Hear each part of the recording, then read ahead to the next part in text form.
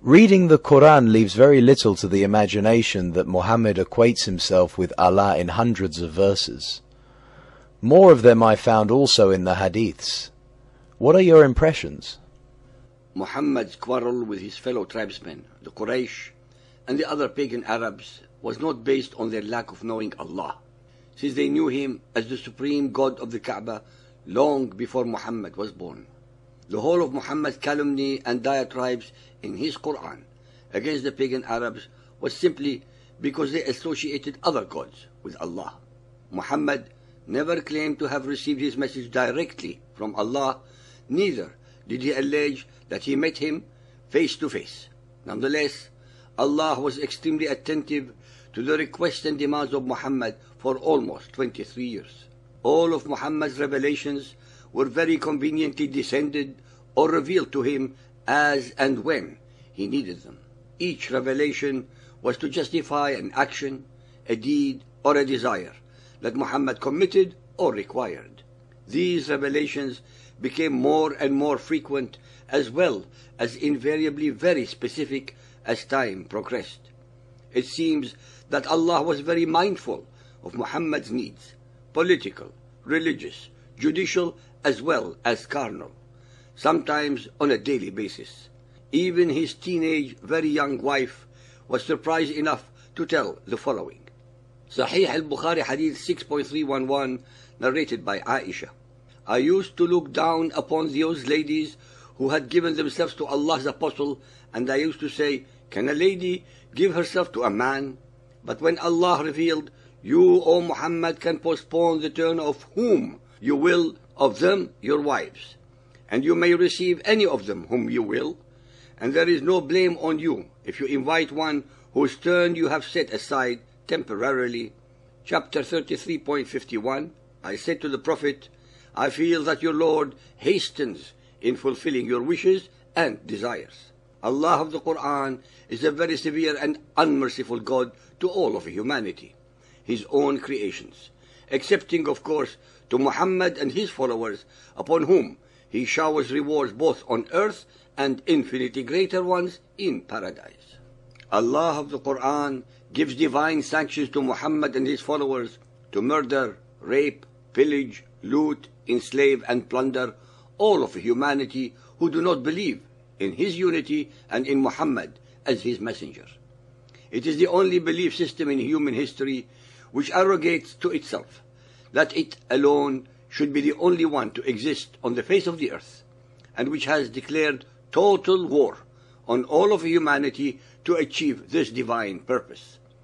During his Meccan period, when Muhammad was weak and with little support, he was very humble vis-à-vis Allah. His verses during this period were conciliatory, meaningful, and similar in tone and content to the Hebrew prophets that he assiduously and slavishly tried to emulate. His attitude changed dramatically, and for the worse, after he became the head of a piratical and terroristic criminal organization based in Medina. His verses became full of hate, anger, unmerciful, and arrogant. He started associating his name simultaneously with Allah in an often repeated mantra of Allah and his messenger or Rasul. Al-Ahzab 33.36. It is not fitting for a believer, man or woman, when a matter has been decided by Allah and his apostle, to have any option about their decision. If anyone disobeys Allah and his apostle, he is indeed on a clearly wrong path. Allah curses those who curse Muhammad. Al-Ahzab 33.57. Those who annoy Allah and his apostle, Allah has cursed them in this world and in the hereafter, and has prepared for them a humiliating punishment.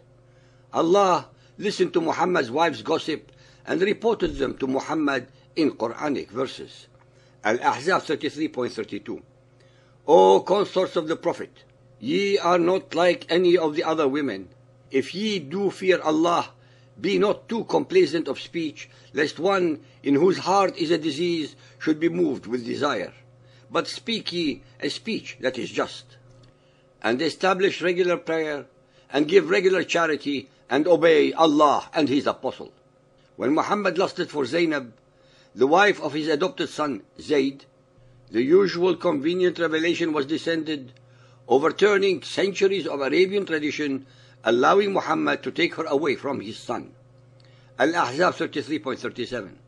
Behold, thou didst say to one who had received the graces of Allah and thy favor, retain thou in wedlock thy wife and fear Allah.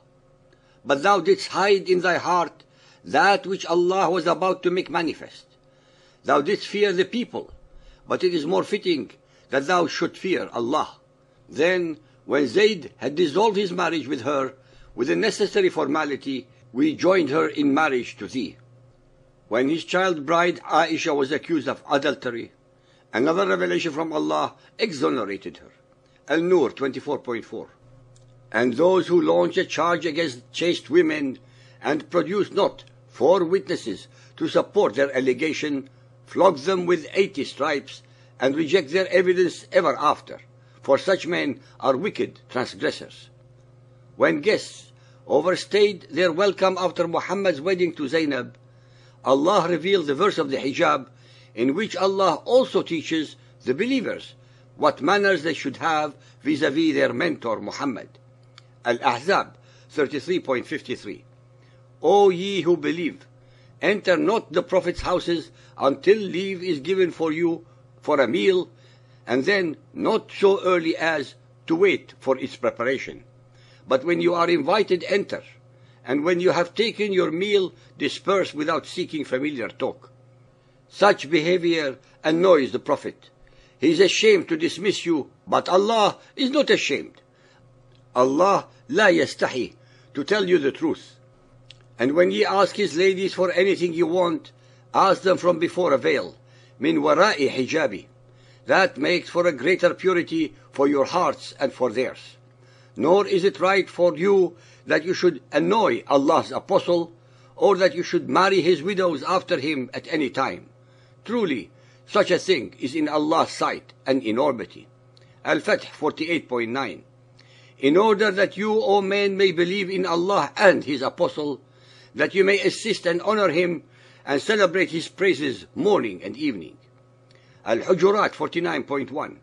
O ye who believe, put not yourselves forward before Allah and his apostle. Al-Hujurat 49.14. But if ye obey Allah and his apostle, he will not belittle aught of your deeds. Only those are believers who have believed in Allah and his apostle and have never sinned. Al-Hadid 57.7. Believe in Allah and his apostle, and spend in charity out of the substance wherefore he has made you heirs. There are hundreds more of such verses, subliminally associating in the indoctrinated minds of Muhammad's followers an image of an intimate and equal relationship between Allah and Muhammad.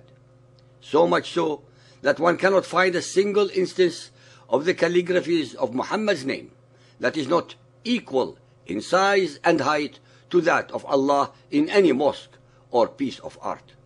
Muhammadans revere Muhammad in greater and more violent measures than Allah, as they have demonstrated repeatedly, from Salman Rushdie's satanic verses to the Danish cartoons. Ladies and gentlemen, all the hundreds of Quranic verses that represent anomalies, hatreds, warmongering, satans, jinn, plunder, looting, slaughtering, and other strange happenings can be easily explained the moment one comes to the only possible and logical conclusion. There is not a single letter, let alone a word, a verse, ayah, or a chapter, surah in the Quran, that is conceivably the product of any omniscient, compassionate, and merciful divinity. So-called believers and unbelievers. The Quranic verses actually reflect Muhammad's frame of mind during his 23 years ministry, his hatreds, his lusts, his jealousies, his envy, his fears, his anger, his contempt, his proclivities, etc. In summation, the Quran is in reality Muhammad's psychological profile. The Quran is Muhammad's own alter ego, but cleverly projected into the unsuspecting mouth of Allah, the supreme pagan rock god of Muhammad's tribe of Quraysh, in Mecca. Ladies and gentlemen, believers and unbelievers, Allah, Gabriel, Satan, and Muhammad are actually one and the same, Muhammad himself.